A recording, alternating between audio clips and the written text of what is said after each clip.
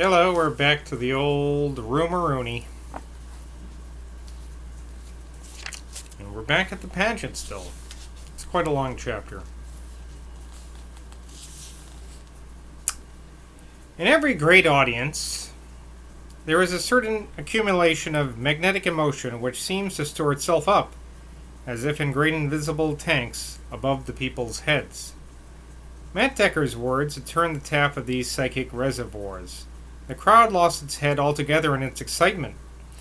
It had been stirred already by the romance of the Arthurian scene and by the rich, poignant fooling and amazing dumb show of the inspired French clown. Dave Spear's revolutionary speech had increased this tension, and it now broke loose in a whirlwind of excitement. Women waved their handkerchiefs and kissed their hands. Men jumped upon their chairs and shouted. Children yelled and screamed. The vague rumors that had hovered about the figure of Mr. Geard helped to intensify this demonstration. Those in the front seats, who had heard his speech to the striking dye workers and had been hopelessly shocked, were swept along on this current. Lady Rachel clapped along and desperately, her cheeks white with excitement, her eyes flashing with girlish ecstasy. The Marquis wore the expression of a far-sighted statesman who had had recourse to some irresponsible prophet. Old Mother Legs, spacious in maternal bosom, the bosom of an immortal Earth Mother, was heaving with unsuppressed sobs. Mr. Geard, too, was crying uncontrollably. But Cordelia sat straight up in her chair. Her eyes were fixed in miserable fascination upon that great wooden cross lying upon the grass. When the noise died down a little, Mr. Geard got up upon his feet for the second time in that day in Lord P's high dog-cart. "What will he say?" thought Lady Rachel. "What the deuce will old Johnny do now?" thought the Marquis. "I would not be in Geard's shoes for something," whispered Matt Decker to Sam. Mr. Geard cleared his throat. Then he bent down over his impassive driver upon whose shoulder he was pressing heavily. "The moment I sit down, you drive off, Sergeant," he whispered, "and make her go, too." Then, rising to his full height and throwing back his head, he lifted his free arm high into the air. And there fell upon that enormous mass of people one of those tremendous and awe-inspiring silences that seem as if they were supported like dim catafalques of expression by unseen spiritual hands. "Not unto us," he shouted in slow, reverberating tones. "Not unto us be the glory of this great day, but unto... He was enough of a Cagliostro, enough of the charlatan they accused him of being, deliberately to pretend to hesitate at this point. It was a subtle oratorical trick, and was not defrauded by its effort. Unto the Christ of Glastonbury." He sank back in his seat by the side of Sergeant Blimp, who, since there was no question of encountering Merlin's ghost, was as cool as he would have been at a royal garden party. In a second, the green-painted wheels were revolving at a dizzy pace, and the dog-cart was whirling off westwards, over the grassy slopes of the great field, as if it had entered a desperate race with some fairy chariot of Gwynab Nud. "I hope Blimp will breathe her a bit before the end of the field," whispered the Marquis to his daughter. "Hush, father," rejoined the girl. "Do be quiet. The passion play is beginning."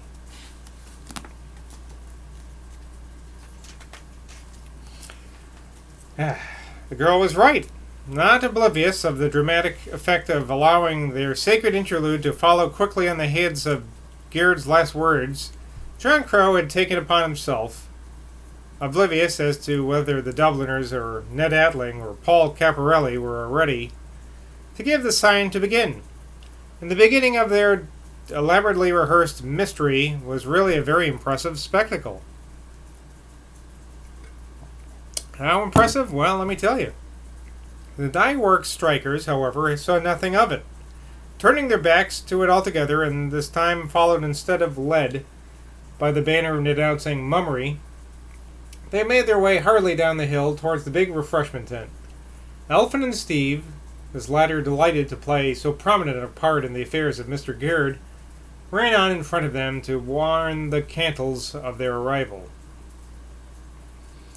It was at this point that all eyes were concentrated upon the stage, and there entered upon it first a legion of Roman soldiers marching behind their centurion, then, issuing forth from the other pavilion, the chief priests and rulers of the Jewish people, and finally, approaching by himself, attended only by Momus, the comic Roman soldier who served as his bodyguard, the procurator of Jerusalem, Pontius Pilate. The part of Pontius Pilate was played by the assistant schoolmaster in St. Benignus's church school, a man who had been chosen for this part by the eloquent Dr. Sodbury largely on account of his imposing countenance, a countenance which in its juristic dignity might certainly have belonged to the supercilious procurator of Judea. The Roman legionaries grouped themselves around Pilate, who now, accompanied by his bodyguard Momus, ascended the wooden rostrum or judgment seat. "It's like a magnified Punch and Judy show," whispered Will Zoylan to Nell. Nor were the bastard's words without point, for in this mutual elevation upon the soldiers and above the group of Jewish elders who stood apart from the soldiers, the figure of Pilate and Momus appeared to be isolated in a grotesque Punchinello-like proscenium.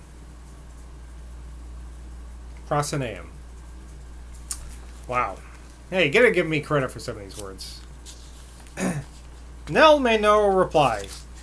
She was wondering what Sam was feeling at this moment, while Momus Caparelli was out jesting Pontius Pilate in the ridiculous puppet box, and players and audiences alike were awaiting breathlessly the appearance of the condemned God-man.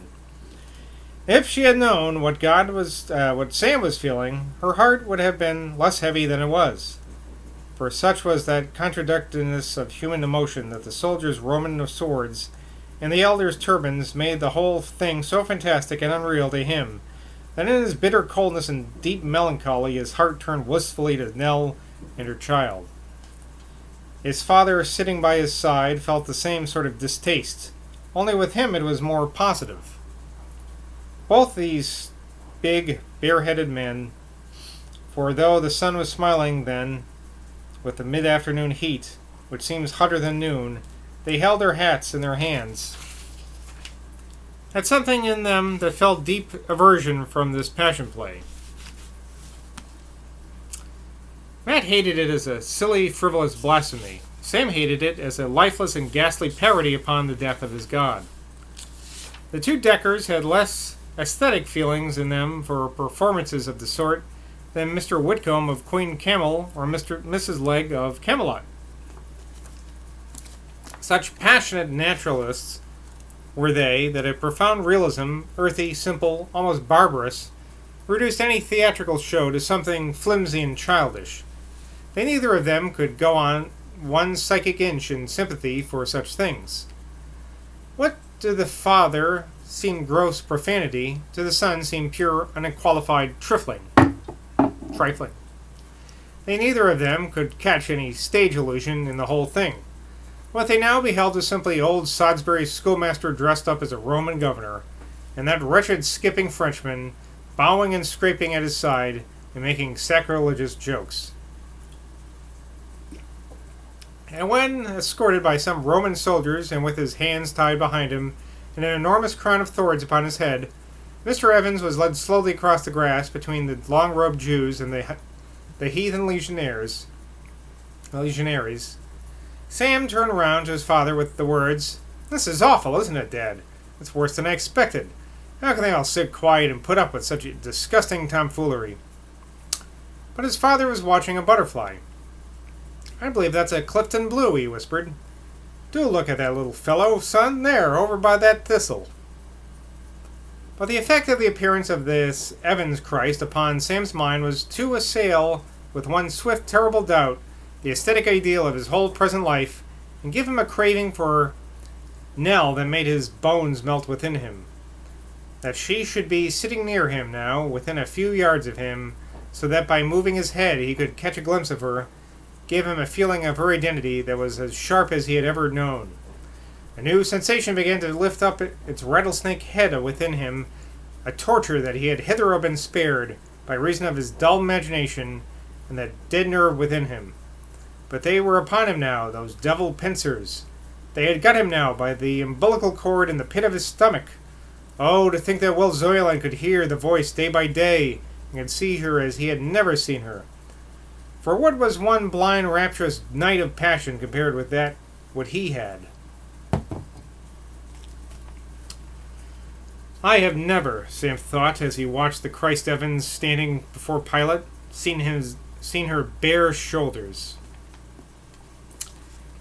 It often happens that when real love touches with its quivering dart the covetousness of desire, some aspect of a girl's body, not usually associated with amorous dalliance at all, hits her lover's consciousness with a pathos that is well nigh intolerable.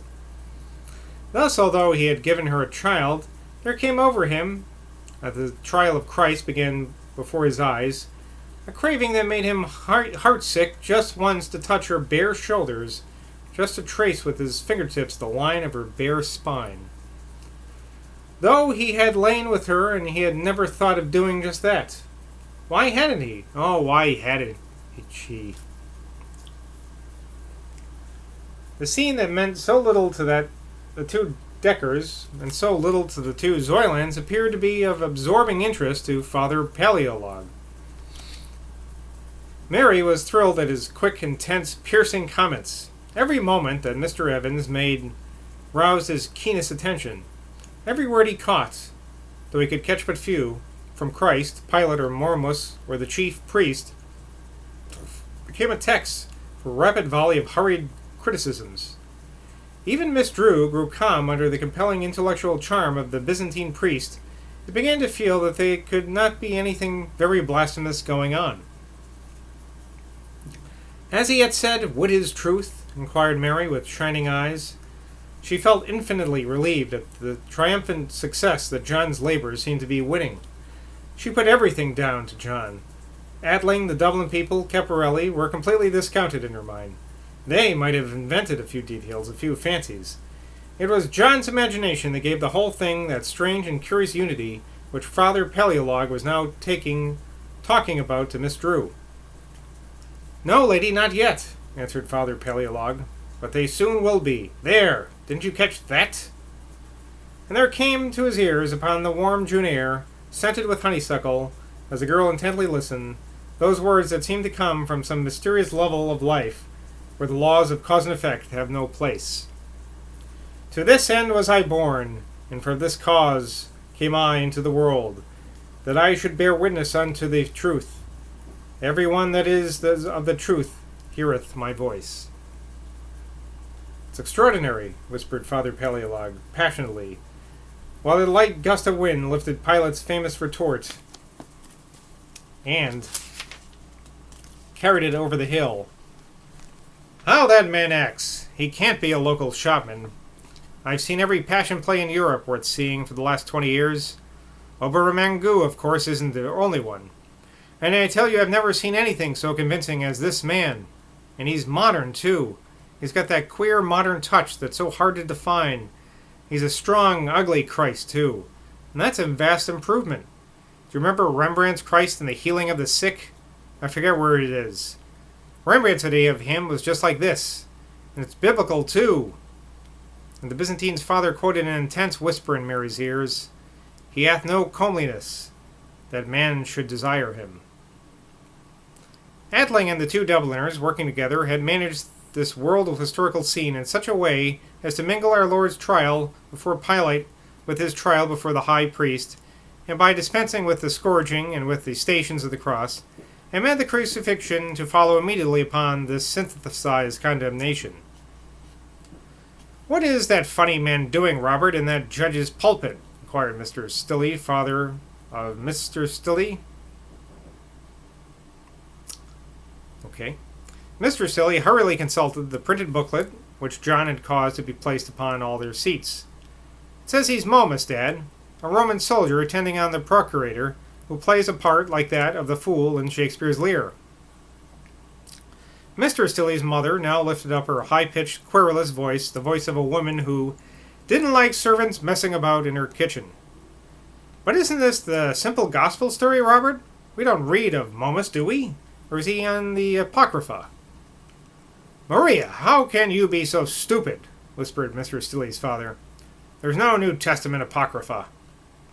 Mr. Stilley vaguely recalled having once, in old Jones's shop, been shown something extremely like a New Testament Apocrypha, but out of piety he kept this recollection sealed up in his heart.